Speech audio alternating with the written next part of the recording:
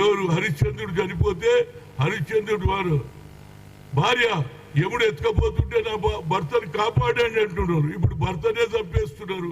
కనుక ఈ ఆచారం పోవాలంటే తప్పనిసరిగా మనం ఆలోచన చేయాలి.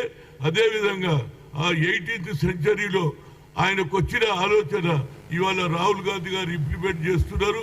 బడుగు మొదలైన వర్గాల గురించి సామాజిక న్యాయం జరగాలని మా నాయకుడు కోరుతున్నాడు. కాబట్టి దాన్ని తప్పనిసరిగా మా రాష్ట్రంలో ఇంప్లిమెంట్ చేస్తాం.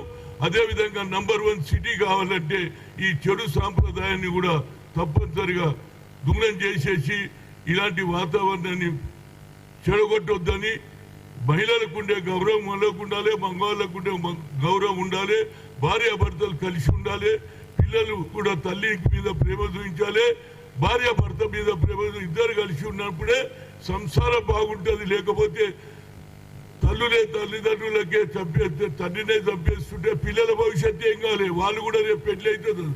ఇదే విధంగా ఏదైతే లవ్ అఫేర్స్ జరుగుతుందో ఈ లవ్ అఫేర్స్ పక్కకు పెట్టి ఆలోచన చేయండి. మీ లవ్ అఫేర్ తెలియకుంటే కావాలంటే మీరు పెళ్లి చేసుకొని, ఎందుకంటే మీకు వచ్చినటువంటి వయసు సరిపోతుంది కాబట్టి కొట్లాడి చేసుకొని కానీ పెళ్లి చేసుకుంటారు.